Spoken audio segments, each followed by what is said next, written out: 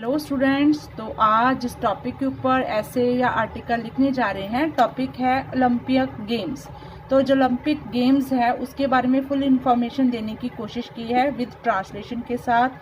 क्या इसकी फॉर्मेशन है, कौन कौन सी गेम्स होती है, कब ये हेल्ड होता है, तो पूरी नॉलेज इसमें आपको देने की मैंने कोशिश की है। तो चलिए शुरू करते हैं।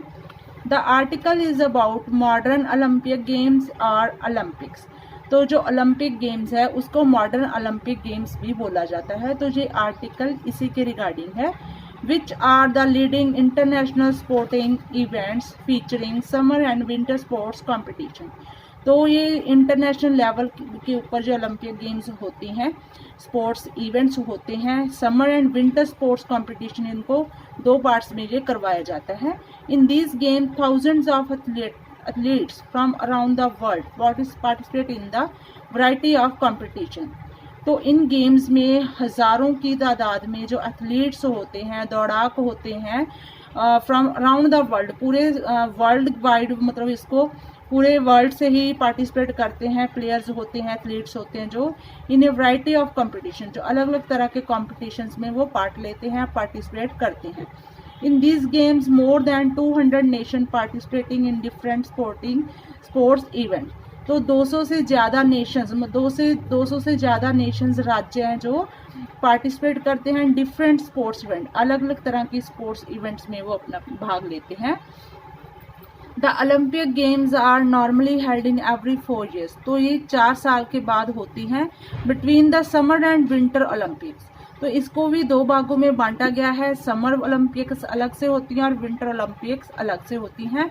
In every 2 years in the 4 years periods. तो 2-2 साल के बाद ये 4 साल का पीरियड कवर करती है। The evolution of Olympics movement, जो ओलंपिक्स की मूवमेंट है during the 20th and 21st century, 20वीं और 21वीं सदी में, रिजल्टेड इन सेवरल चेंजेस। इन गेम्स में बहुत सारे चेंजेस आए हैं। तो ओलंपिक गेम्स में बहुत सारे चेंज टाइम टू टाइम आते रहे हैं। सम ऑफ दीज एडजस्टमेंट, कुछ एडजस्टमेंट इस तरह से की गई है, include the creations of winter Olympics.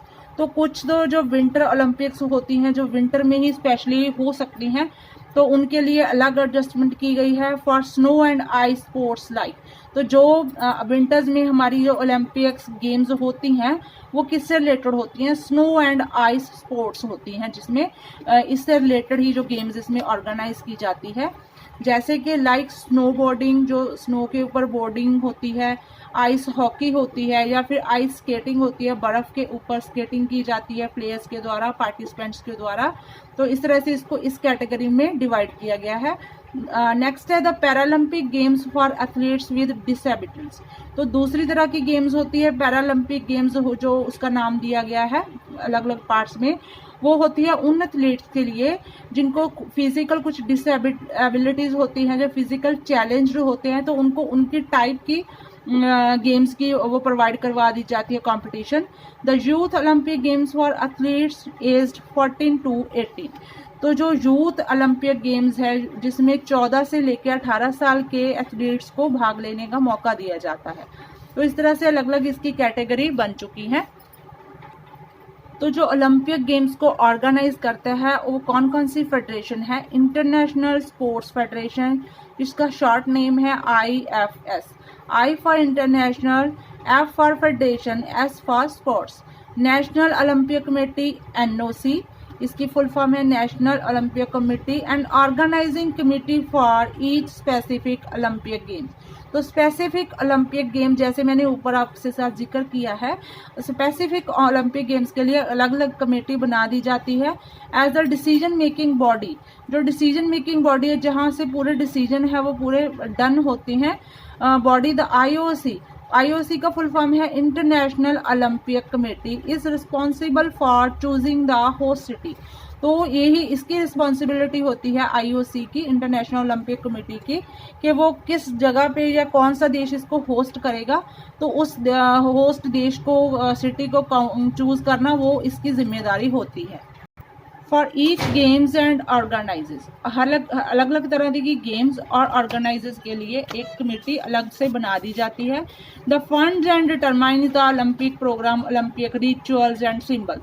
तो इसके साथ ही इसकी क्या और ड्यूटी होती है, द फंड्स को अरेंज करना and the determines the Olympic programme. तो उसका जो ओलंपिक का पूरा प्रोग्राम है उसको जैसे पंजाबी में हम बोलते हैं कि उलीकना, इस तरह से उसकी रूपरेखा तैयार की जाएगी, डिटरमाइंस करते हैं इसी के ऊपर। इसी के आधार पर ओलंपिक रिचुअल्स होते हैं, जो ओलंपिक्स के रिचुअल्स या रीति रिवाज हैं, जो सिंबल्स होते हैं अलग अलग तरह के ओलंपिक से। जैसे हमारा ओलंपिक का, मैं आपको बना के भी दिखाती हूँ, ओलंपिक का सिंबल होता है हमारा इस तरह से।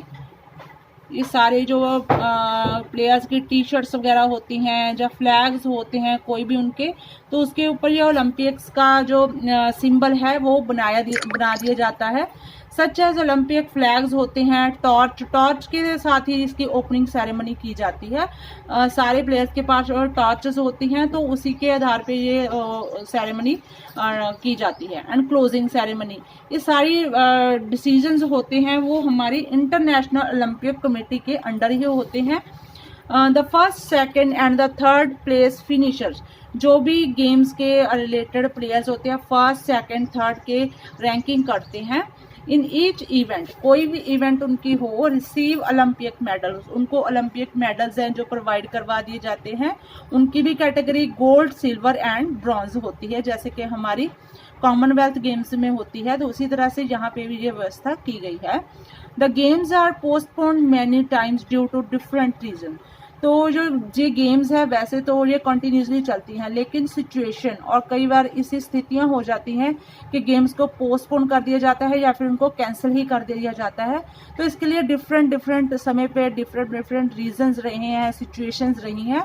जैसे कि like 1916, 1940, 1944 because of world war. तो वर्ल्ड वार की सिचुएशन में ये तीनों बार हैं गेम्स है वो कैंसिल कर दी गई थी, 1916 में, 1940 में और 1944 में।